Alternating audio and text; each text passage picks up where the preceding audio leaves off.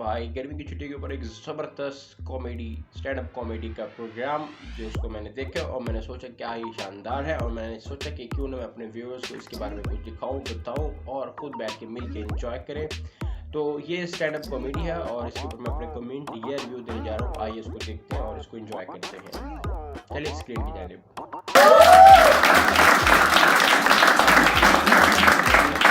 आपको पता मैं रिसेंटली मुंबई करता नहीं परफॉर्म, मेरे को इतना प्यार का आदत ही नहीं। मैं नोएडा से आ रहा हूँ,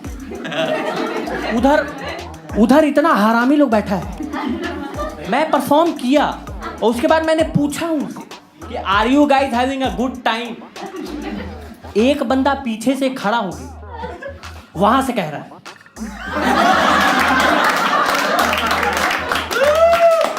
ये एसी कम कर। मैं परफॉर्म कर रहा हूँ, स्टेज पे हूँ, तो रोड निकाल कर अब करेगा। मैं कहा जा रहे हैं।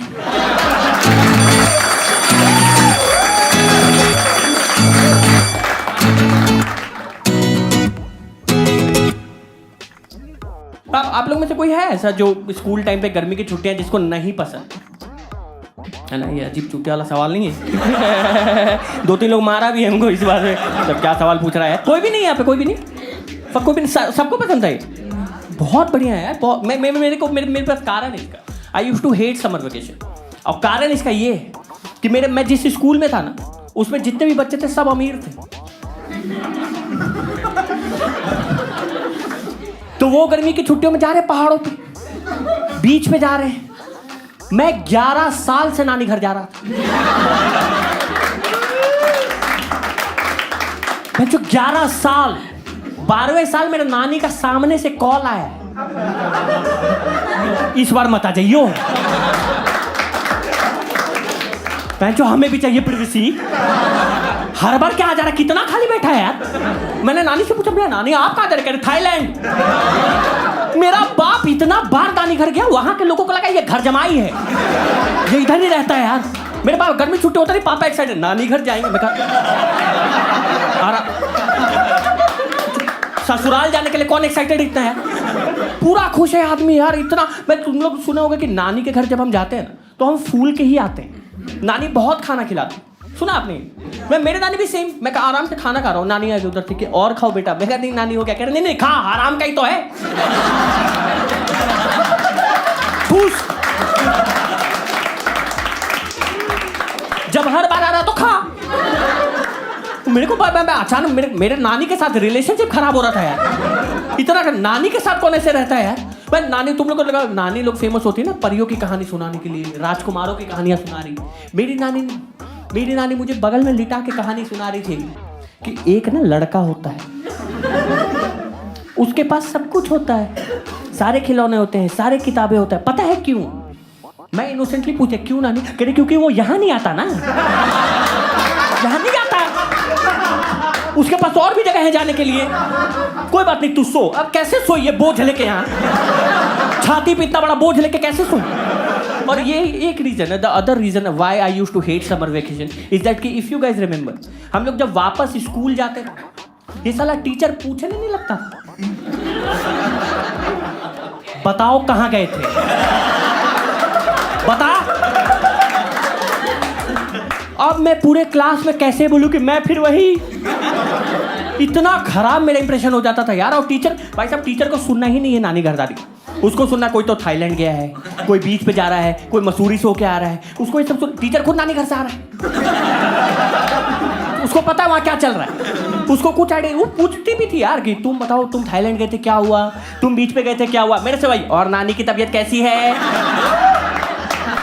उसको पता है ये गरीब कॉलर वही गया है, ये सबको पता है ये बात। इतना खराब माहौल बन गया था ना मेरे स्कूल में यार। टीचर ने एक बंदे को उठा के पूछ दी, फर्स्ट बेंच पे रोहित बैठा हुआ था, रोहित को उठा दिया। रोहित तुम बताओ कहाँ गए थे? रोहित खड़ा हुआ, मैम मैं नानी घर गया था। कहते बैठ, कोई नहीं बताएगा नानी घर। अब ये सुनकर ना सारे लोग डर गए क्योंकि गया तो सब वही था। मिडिल बेंच पे बैठा था मदन को उठाया उसने कि मदन तुम बताओ कहाँ गए थे? मदन खड़ा हुआ, मैं दादी घर गया था। वहां पे क्या हुआ ना? कह रहे नहीं जानना, दादी घर नानी घर दोनों सेम है।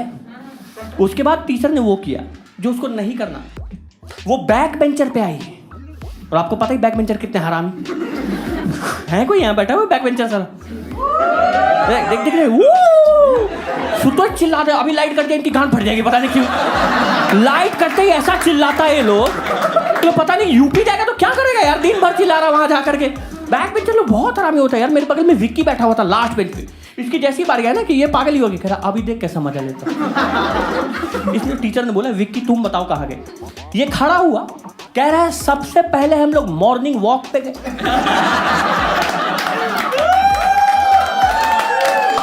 जो टीचर को और गैसा मांग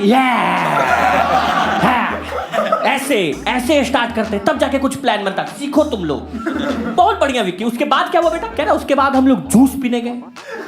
टीचर और उनका कि वाह भाई यार क्या बढ़िया, एकदम शेड्यूल में, तब जाके कुछ प्लान बनता है, तुम लोग भी ऐसे करो। बहुत बढ़िया बेटा विक्की। उसके बाद क्या हुआ? कह रहा उसके बाद जूस के दुकान पे किसी से लड़ाई हो गई, हम लोग सब जेल चले गए।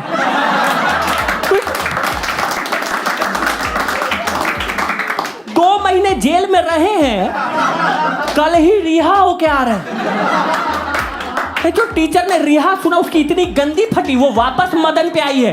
तुम बता रहे थे दादी घर में क्या हुआ, तू बता। मदन खड़ा हुआ खुद फटे में कह रहा कि यार हम लोग दादी घर गए थे, वहां पे हम लोग भी जूस पीने गए, वहां लड़ाई हो गई, हम भी जेल चले गए। अब टीचर को लगा ना कि ये लोग साला फिरकी ले रहा है, ऐसा कौन सा जूस का दुकान है जहां से सब जेल जा रहे हैं। तो उसको लगा कि वो मजाक कर रहे हैं हम लोग यार। तो वो रोहित ने बैठा था फर्स्ट बेंच पे, जिसको डांट के बैठा दिया था, उसको उठा के ताने मारने लगी कि तुम भी गए होगे जेल। ये पहले से गुस्से में भड़क के बैठो, हम क्यों जेल जाएंगे, हर कोई थोड़ी जेल जाता है, मैं और पापा तो जूस बना रहे थे।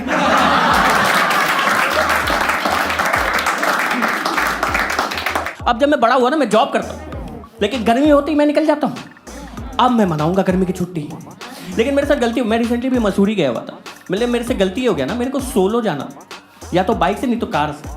मैंने गलती ये कर दी, मैं बस से चला गया। अब आपको बस में पता ही नहीं होता है कि आपके बगल में जो बंदा बैठा है ये कैसा है। ये मुझे उस दिन पता चला।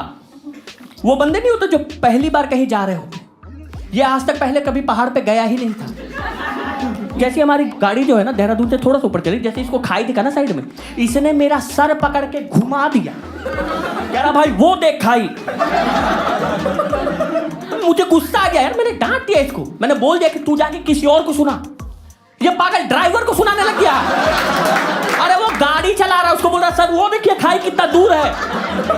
उसने कोहनी मारी के हट जा नहीं तो नजदीक से दिखेगा। अभी खत्म।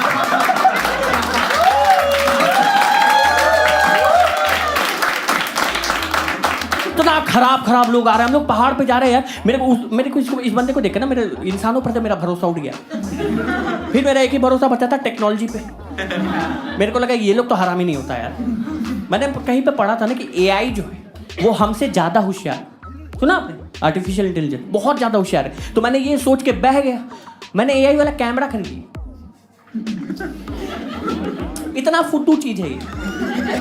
मैं ऐसे पहाड़ के ना एकदम क्लिफ पे खड़ा हूं और मैं यहां से ग्लेशियर की फोटो ले रहा था। मेरा कैमरा मुझे सजेस्ट किया गेट क्लोजर।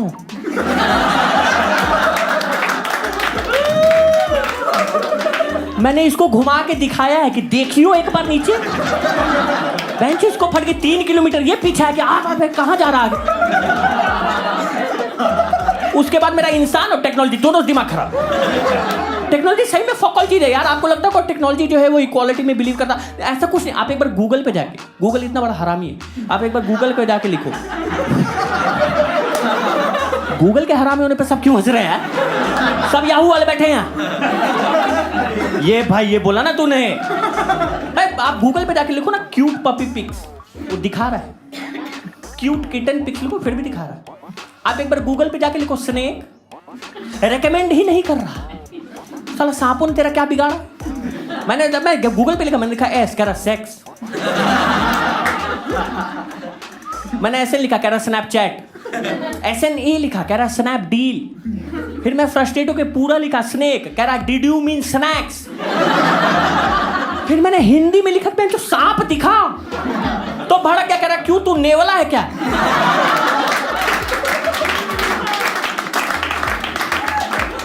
मैं कहा मत दिखा भाई, क्या दिक्कत आ गई, मैं मत दिखा। इतना खड़ा में हम लोग वही पहाड़ वहाड़ पे घूम रहे थे, तो थोड़ा देर घूमे ना हम लोग, तो 2 दिन पहले ही हम लोग पहाड़ पे थे, 2 दिन तो घूम रहे थे, अचानक ये पगला फिर दिख गया जो मेरे बगल में बैठा था। इसको अभी तक विश्वास नहीं हुआ कि मसूरी आ गया है। ये वहां कोई लोकल दुकान पे जाके वहां दुकानदार को समझा रहा है, भैया ये मसूरी है। ये देखिए, दुकान वाले ने गुद्दी पकड़ के दिखाया कि ये देखिए हमारी दुकान यहाँ 53 साल से है, हम यही रहते हैं। इतना मारना मैंने सोचा कि जाके बचाता हूँ इसको यार, फिर मेरी फट के मैं गया नहीं बचाने, क्योंकि वो जूस का दुकान था।